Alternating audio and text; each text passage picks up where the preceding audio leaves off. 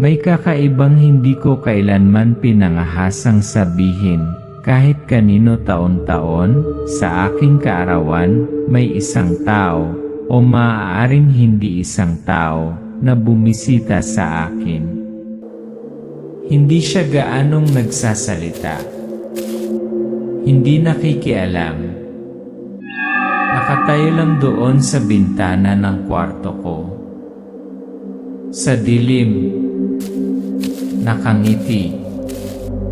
Sa unang pagkakataon na nakita ko siya, bata pa lang ako. 6 na taong gulang.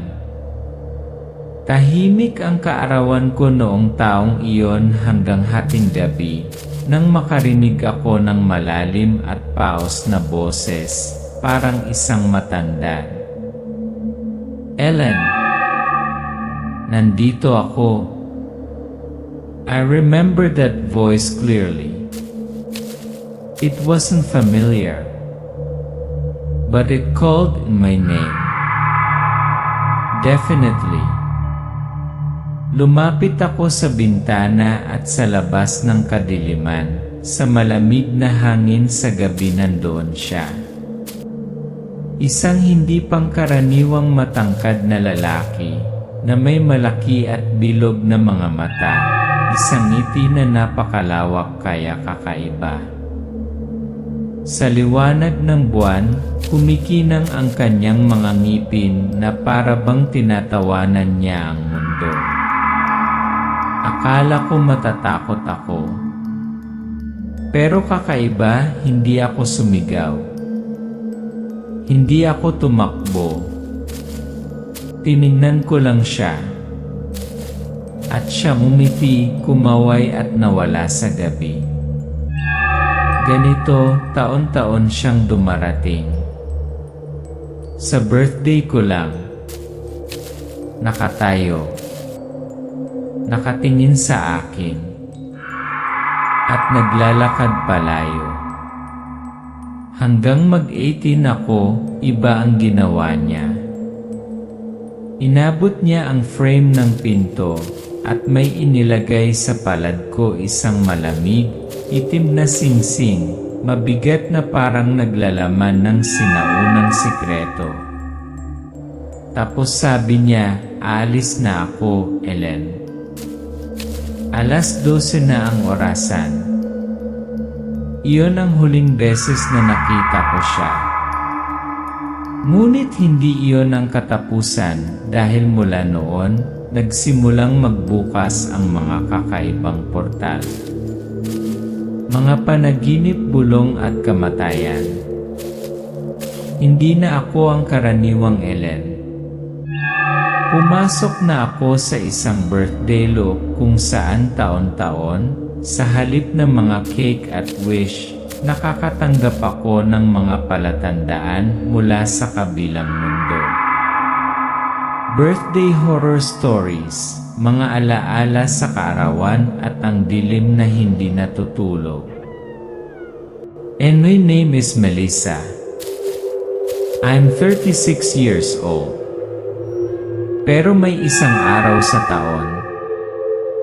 Sana hindi ko na maranasan ulit birthday ko. Dahil sa araw na yon, naalala ko ang taong nagbigay sa akin ng pinakamagandang regalo at pagkatapos ay binawi ito ng pinakamabilis ni Melissa, 18, nakaupo mag-isa sa kanyang silid, hawak ang isang positibong pagsubok sa pagbubuntis. Nabuntis ako noong 18. Bago ko pa nalaman kung ano ang pag-ibig. Yung ama ng baby. Nawala agad siya nung nalaman niyang buntis ako. Not a word of goodbye. Not a phone call. Little mother wanted to kick me out of the house. I was a disgrace, a stain on the family. Sinubukan kong umalis. Tumayo pa ako sa harap ng abortion clinic. But then, nakaupo si Melissa sa simbahan, ang sinag ng araw ay dumadaloy sa mga stained glass na bintana. Umiyak siya. May narinig ako inside. Not a voice but a whisper. A feeling. I decided to keep the baby and name him Kyle. May hawak na sanggol si Melissa, maliit at simple ang eksena. Pagkatapos ay mabilis na pinutol ang mga eksena. Nag-aaral siya sa araw, nagtatrabaho sa gabi, natutulog sa pagod sa kanyang uniforme sa fast food. I study and work at the same time. Sleep 3 hours a day. Lumaki si Kyle na walang ama. Pero hindi siya nagreklamo. Sa kabaligtaran, siya ang pinakamatamis na bata na nakilala ko. Tumakbo si Little Kyle para batiin ang kanyang ina, may hawak na doodle ng I love you, mommy. Tuwing uwi ako, tumatakbo siya para yakapin ako, hinahalikan ako sa pisngi, at sinasabing, may regalo ako sa iyo. Kaarawan ni Melissa, nagising siya, nakita ang mga bulaklak na pinulot mula sa hardin na nakalagay ng maayos sa kama. Nakatayo sa malapit si Kyle, nakangiti. Kakaiba ang ugali ni Kyle. Kahit mahirap siya, kahit walang pera tuwing kaarawan, tahimik siyang namumulot ng mga bulaklak sa hardin ng aking ina at inilalagay sa aking kama. Walang nagturo sa kanya. Walang pumipilit sa kanya. Pero every year, at napagtanto ko walang regalo ang makakapagpapalit sa pakiramdam na yon. Hospital scene, malamig na liwanag. Si Kyle kalbo dahil sa chemotherapy. Umupo si Melissa sa tabi niya, nakasubsob ang mukha sa kamay ng anak.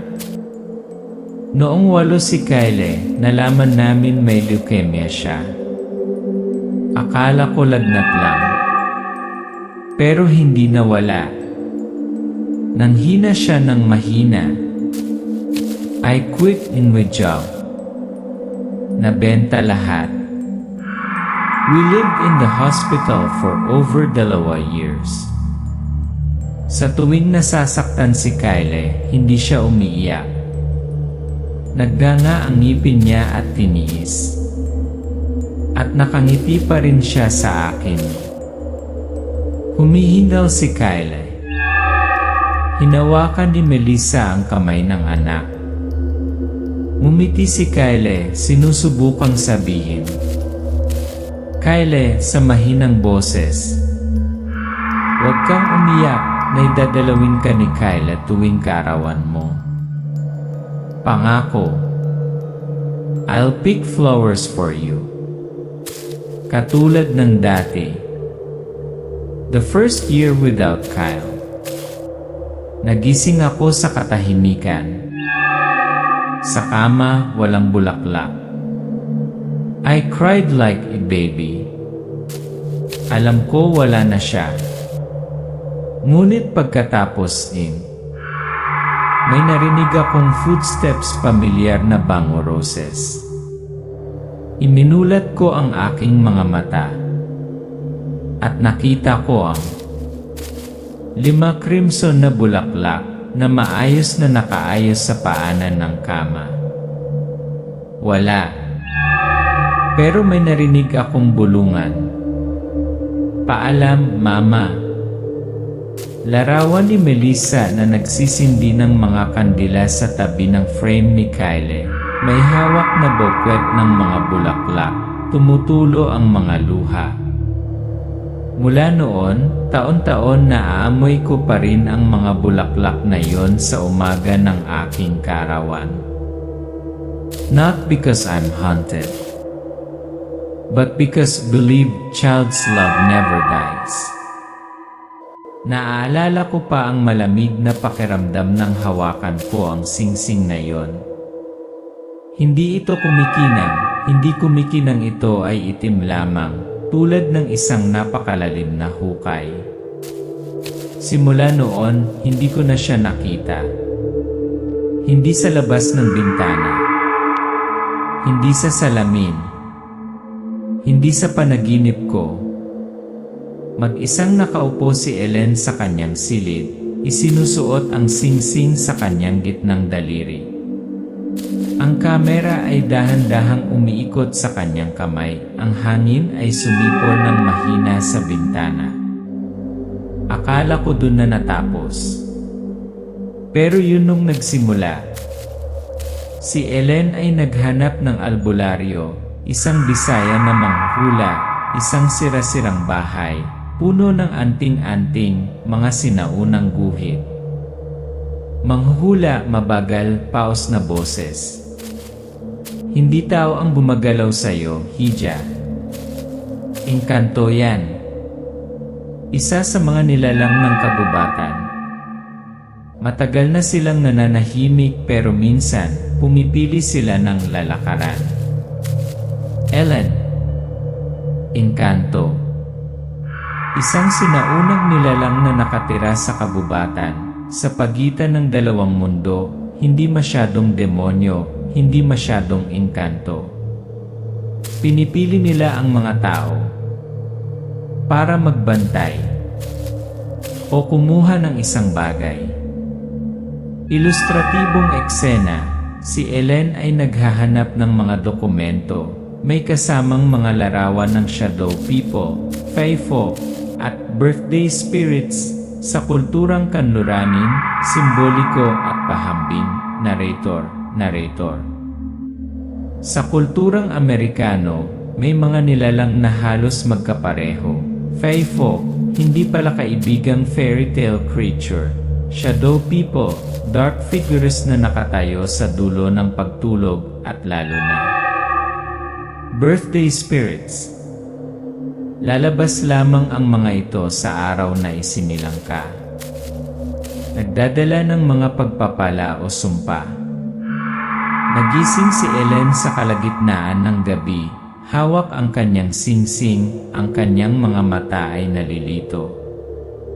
Sa salamin, may anino nang nakatayo sa likod niya. Every year, at exactly 12 midnight on my birthday, I woke up with feeling na may nakatingin sa akin. Ang amoy ng basang damo. Ang lamig ng hangin. Pero walang tao. Hinarap ni Ellen ang isang folklorist, isang matandang Amerikano na nakatira sa Pilipinas. Siya, sa mahina at malamig na boses. Alam mo, ang mga nilalang na ito hindi lilitaw ng walang dahilan. Kung bibigyan ka niya ng singsing kontrata yon, at bawat kontrata may presyo, maaaring minarkahan ka niya. Bilang susunod, bilang tagapamagitan, bilang tagapag-ingat ng mga lihim. Ellen, wala akong nakikitang pagbabago. Walang bangungot. Walang sakuna. Wala. Siya tumawa ng mahina. Kasi siguro hindi pa nagsisimula ang role mo. Napagtanto ni Ellen na maraming tao sa paligid niya ang nawawala ng walang dahilan tuwing karawan. Isang malapit na kaibigan, isang matandang kapitbahay, isang kaibigan sa grupo. Ellen, mas apurahan ang boses. Akala ko naligtas na ako. Pero ang mga tao sa paligid ko unti-unting nawala. Walang aksidente. Walang sakit. Basta nawala. Ang huling beses na nakita sila ay nakatayo malapit sa akin sa aking karawan. Sinubukan ni Ellen na tanggalin ang singsing at itinapon ito. Ngunit kinaumagahan, nasa dressing table ito, malinis, makintab. Ellen, basag ang boses. Itinapon ko ito 3 beses. Sinunog ito, itinapon sa ilog, ibinaon ng malalim.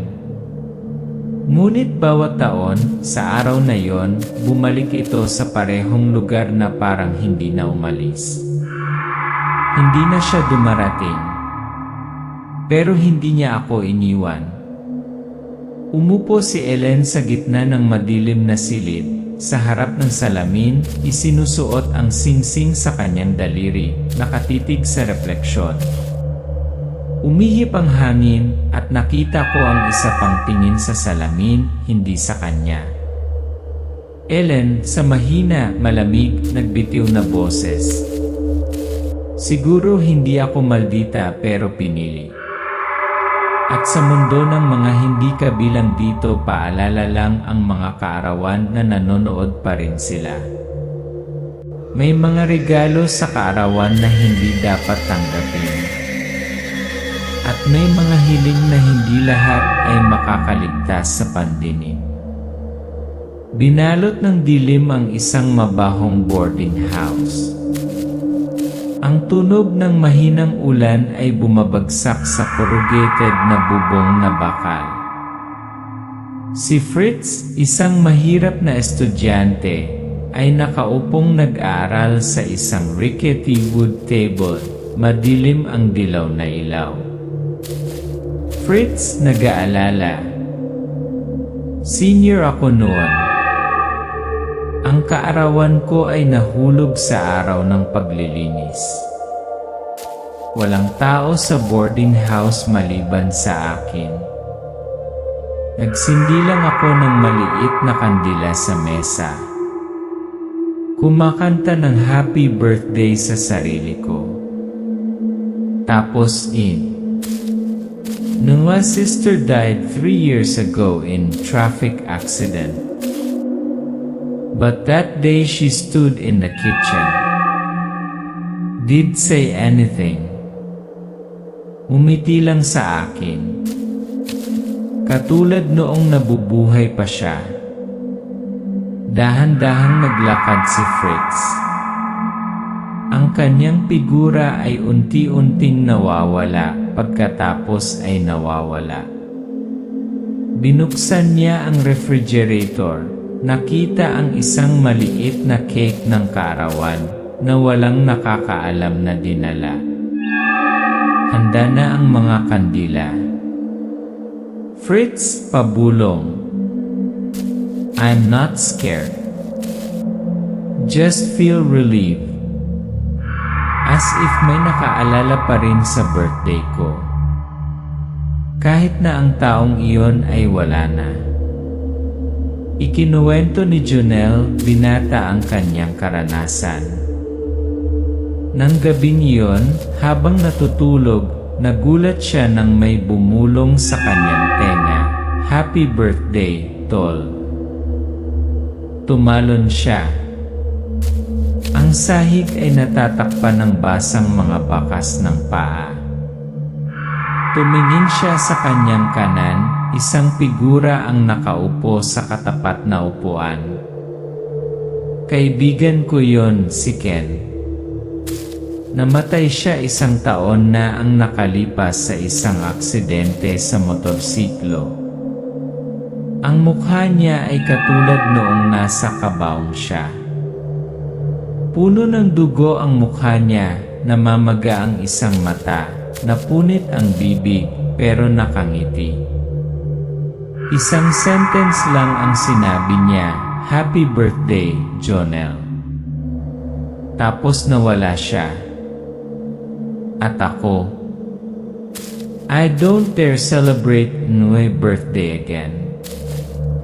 Pinagsama-samang mga imahe, maraming tao ang nagsasalaysay ng mga katulad na karanasan. Makita ang mga namatay na kamag-anak na bumalik upang batiin sila ng maligayang kaarawan sa araw na sila ay ipinanganak.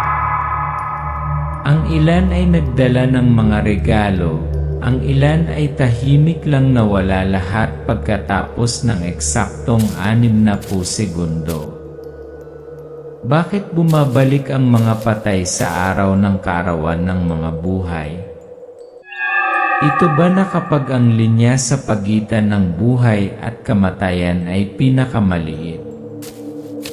Isang Mexican-American na espiritual na eksperto, Professor Morales, nagpapaliwanag sa background ng mga larawan ng Dia de los Muertos at Asian Soul Memorial Ceremony. Professor Morales: ang araw ng kapanganakan ay ang simula ng pag-ikot at ang punto din ng malapit na koneksyon sa kaluluwa. Sa Mexico, naniniwala kami na ang mga patay ay babalik sa Dia de los Muertos. Ngunit sa ibang kultura, naniniwala sila na nangyayari ito sa araw ng kapanganakan. Kapag nagsindi ka ng kandila, kapag naaalala mo sila, kapag ang emosyon ay umabot sa antas ng kaluluwa, nararamdaman nila ito at tinatahak ito. Nakaupo si Ellen sa harap ng salamin, binuklat ang isang tala-arawan ng mga kwento ng iba. Sa salamin, sa likod niya may dumaan na anino. Sabi ni Ellen, hindi lang tayo mga biktima ng mga pagbabalik, ngunit marahil ang pintuan na pinili nilang puntahan. Pangunahing tauhan, Fritz, Jonel, Ellen, nakaupo sa paligid ng isang maliit na hapagkainan. Bawat isa ay nagsisindi ng kandila. Dahan-dahang umikot ang kamera, humahaba ang mga anino sa likod nila. May ika-4 na anino, walang nakakaalam. Ang isang kaarawan ay hindi lamang ang araw na tayo ay isinilang. Ito rin ay ang oras isang kaluluwa ang pipiliin na bumalik. Ang ilang mga regalo sa kaarawan hindi nagmula sa pag-ibig. Nanggaling sila sa mas madilim na lugar. Ang akala ko noon ay laruan lang ang mga manika. Hanggang sa ang manika na yon umuwi ng mag-isa. Isang lumang bahay sa kanayunan. Binubuksan ni Little Leslie ang kanyang mga regalo sa kaarawan. Isang tiyahin ang nagdadala ng lumang manika, gusot ang buhok, kulubot na damit. Leslie, nag-aalala. Naaalala ko na ako ay 0 taong gulang. Hindi ito isang magandang regalo, ngunit sinabi ng aking tiyahin na ito ay isang antigong manika mula pa noong panahon ng aking lola. Inilagay ko sa bookshelf. Hindi na muling ginalaw. Ang unang gabi, natutulog si Leslie. Dahan-dahang nag-zoom ang kamera sa manika sa estante. Bahagyang umiikot ang mga mata nito. Ang flashback. Lumingon si Leslie, nahulog ang manika sa sahig. Noong gabi niyon, may narinig akong nahulog. Pero walang hangin sa kwarto ko. At alam kong inilagay ko ang manika sa ibang lugar. Maraming beses na itinapon ang manika sa basurahan, inilabas sa kalye, inilibing sa hardin. Ngunit kinaumagahan, lumitaw ito sa bahay, buo, nakahiga sa kama ni Leslie. Boses ni Leslie na balisa. Akala ko may nang-aasar sa akin. Pero nung lumipat ako sa ibang probinsya, lumitaw pa rin. Every birthday, I saw it sitting there waiting for me to wake up. Holding a dried flower. Nagsimulang magkaroon ng kakaibang psikolohikal na sintomas si Leslie. Hindi pagkakatulog, nakarinig ng mga bulong, nakakita ng maliit na figura na tumatakbo sa sulok ng silid. Kinilabutan ang kanyang ina nang makita niyang nakikipag-usap sa hangin si Leslie. Nagsimula akong marinig ang mga bata na tumatawa sa gabi. Isang beses, binuksan ng aking ina ang pinto at nakita akong bumubulong sa manika. Ngunit wala akong maalala. Si Leslie ay dinala upang makita ang isang albularyo, isang katutubong shaman. Hiniling niyang dalhin ang manika. Nang makita siya, umatras siya, bumulong. Ang shaman nanginginig. May kasamang espiritu yan. Hindi lang alaala kundi galit, hinanakit. At gusto niyang manatili dito. Sinabi niya na ang manika ay kinulam, isang sumpa na nakakabit dito. At ang tanging paraan ay ilagay ito sa isang lalagyan ng salamin na tinatakan ng mga sinaunang spelling. Ang manika ay inilagay sa isang makapal na kaso ng salamin na natatakpan ng mga spelling, sinaunang inskripsyon at mga selyo. Nagbabala ang mago. Kahit ano pa ang sabihin ng sinuman, huwag mong buksan ang kahon. Kung masira ang alindog, hindi na mapipigil ang espiritu. Boses ni Leslie, mabigat. Inilagay ko ang kahon na yon sa storage room, triple lock. Pero tuwing kaarawan nakakarinig pa rin ako ng mahinang katok mula sa loob. Interspersed sa pagitan ng imahe ng manika ay mga larawan ng G. Annabelle, Dead Book Box, The Crying Boy Painting, Cursed Wedding Rings, isinumpang bagay sa kanluraning kultura. Ang isinumpang bagay ay hindi lamang isang bagay. Ito ay isang lugar kung saan nag-ipon ng enerhiya mula sa trahedya, mula sa puot, o mula sa hindi nalutas na sakit. Mula sa Annabelle doll hanggang sa Dead Book Box, mula sa crying painting hanggang sa wedding ring ng mga patay, lahat sila ay may dalang unresting memories. Si Leslie, na ngayon ay nasa hustong gulang na, ay nakatayo sa harap ng maalikabok na kahon ng salamin. Bahagya niyang hinawakan ng salamin. Bumalik ang kamera, may maliit na figura ang nakaupo sa loob, dahan-dahang itinaas ang ulo nito. May mga regalo sa kaarawan na hindi masusunog, hindi maibaon, hindi maibabalik. Nananatili sila naghihintay sa araw na mahina tayo para maunlak. Lagi namang iniisip ng mga tao ang mga kaarawan bilang masasayang araw. Mga cake, kandila, hiling, ngiti. Pero paano kung araw din? Markahan na tayo.